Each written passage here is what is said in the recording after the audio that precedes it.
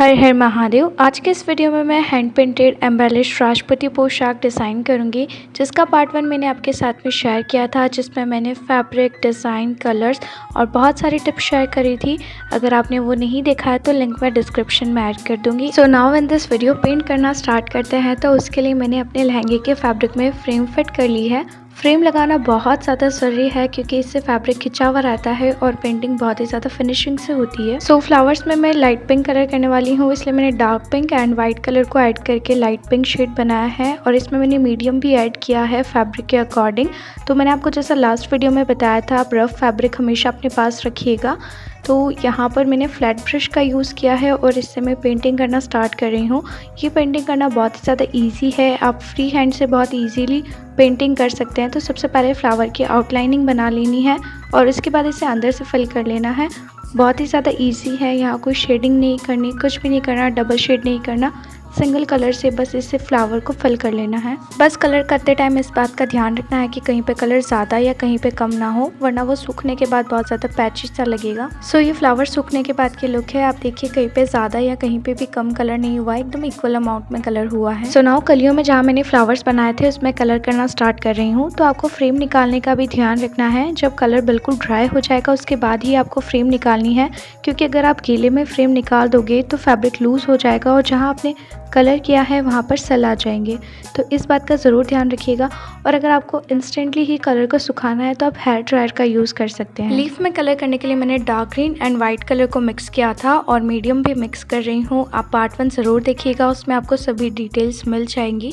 Leaf को colour करने के लिए मैं पतले वाले ब्रश का यूज़ कर रही हूँ। लीफ पर भी पहले कलर की आउटलाइनिंग कर लेनी है और उसके बाद में इसे अंदर से फिल करना है। लीफ की जो एंड है उसे मैं बहुत ही ज़्यादा शार्प कर रही हूँ, बिल्कुल पतला सा एंड में बाहर निकाल रही हूँ। सो नाउ इसी तरीके से सभी पत्तियों को कलर कर लेना है। तो कलर करने के बाद फ्लावर बंच की इस टाइप के लुक है। बॉर्डर पर जो मैंने लीफ बनाई थी उसमें मैं कलर करना स्टार्ट कर रही हूँ। पेंटिंग करने के बाद में फैब्रिक को उल्टा करके उस पर आयरन कर लेनी है, इससे जो कलर्स हैं वो स्टेबल हो जाते हैं। तो चलिए पोशाक को एम्बेलिश करना स्टार्ट करते हैं। तो उसके लिए मैंने यहाँ चमकीली वाली सरदोसी ली है, बाउल सीक्वेंस लिए हैं, बड़ा सितारा, सबसे छोटी वाली तारी ली है, पर्ल लिए हैं। तो ज़रूरी नहीं है कि जो भी डिज़ाइन मटेरियल मैंने यहाँ यूज़ किया है आपको भी वही यूज़ करना है। आपके पास जो भी अवेलेबल हो जाए आप उससे अपनी पोशाक को एम्बेलिश कर सकते हैं। मटेरियल को स्टिच करने के लिए मैं कॉटन के धागे का यूज़ कर रही हूँ। तो सबसे पहले मैं जरदोसी से इन फ्लावर्स की आउटलाइनिंग करूँगी। तो जरदोसी जो होती है उसके बीच में छेद होता है। तो निडल को अगर आप नीचे वाली सरफेस से बाहर निकालोगे तो ऊपर वाले सरफेस पर निडल शो नहीं होती है। तो बस इसी टिप का यूज़ करके फ्लावर के आसपास इस जरदोसी को स्टिच करना है। तो सबसे पहले निडल को बाहर निकालेंगे, उसे जरदोसी के अंदर डालेंगे एंड इसे स्टिच कर लेंगे। फिर थोड़ी ही दूरी पर वापस से निडल को बाहर निकालना है, जरदोसी के नीचे वाले सिरे के अंदर निडल को डालना है एंड इसे स्टिच कर लेना है। तो इस तरीके से स्टिचिंग करने से जो धागा है वो ऊपर की तरफ शो नहीं होगा और नीचे नीचे से ही स्टिचिंग लग जाएगी। तो ये जो वर्क है वो आरी निडल के थ्रू होता है, बट सभी को आरी वर्क करना तो नहीं आता है, तो इसे आप सिंपल निडल से इस तरीके से कर सकते हो। तो हो सकता है 1-2 फ्लावर्स को बनाने में आपको प्रॉब्लम आए, बट उसके बाद आप बहुत ही इजीली जरदोसी को फ्लावर के आसपास स्टिच कर लोगे। तो आप आउटलाइनिंग के लिए जरदोसी की जगह ट्यूबलाइट बीड्स, कटदाना बीड्स या फिर तारी का भी यूज़ कर सकते हो, पर जरदोसी का लुक बिल्कुल डिफरेंट आएगा। तो सेम प्रोसेस को रिपीट करके सभी फ्लावर्स की आउटलाइनिंग कर लेनी है। फ्लावर को कंप्लीट करके इसके एजेस को अच्छे से स्टिच कर लेना है आपस में, क्योंकि ये जो जरदोसी है वो स्प्रिंग टाइप से खिंच जाती है और बाद में ये आपकी ओढ़नी के साथ फंसेगी, तो इसलिए इनके एजेस को अच्छे से स्टिच कर लेना है। तो हमने जो यहाँ जरदोसी स्टिच की है उस पर हमें पिट्टा वर्क करना है। वैसे तो ये वर्क वुडन हैमर से किया जाता है, बट हमारे पास वो अवेलेबल नहीं है, इसलिए मैं यहाँ पेचकस से ये वर्क कर रही हूँ। तो बहुत लाइट हैंड से पेचकस को मैं जरदोसी पर हिट कर रही हूँ। सो ये पिट्टा वर्क करने से पहले की एंड ये पिट्टा वर्क करने के बाद की लुक है। पिट्टा वर्क करने से जो जरदोसी है वो और भी ज़्यादा फैल गई है और बहुत ही ब्यूटीफुल लुक आता है। फ्लावर के अंदर वर्क करना स्टार्ट करते हैं। उसके लिए यहाँ मैंने बाउल सीक्वेंस लिया है, उसे निडल के अंदर स्टिच किया है। उसके बाद में इसे मैं छोटा वाला पर्ल डाल करके इसे भी इसके साथ में ही स्टिच कर लिया है।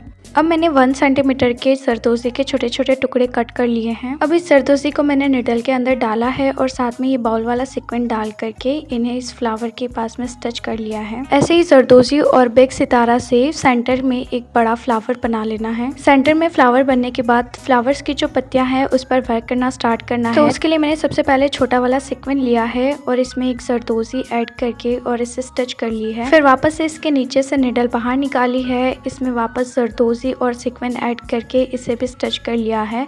ऐसे ही जिगजैग पैटर्न में मैंने बहुत सारे जरदोसी एंड सीक्वेंस को स्टिच करके पूरी पैटर्न को कंप्लीट कर लिया है।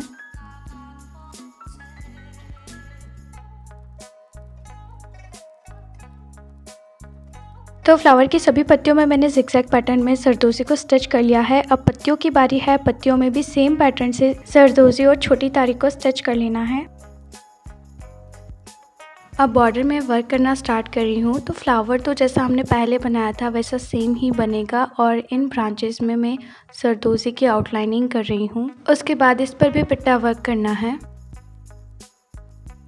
बाकी जो लीफ की ब्रांचेस है उसमें मैं छोटे छोटे सीक्वेंस को स्टिच कर रही हूँ। उसके बाद लीफ में सेम जरदोसी एंड छोटे सीक्वेंस को स्टिच करना है।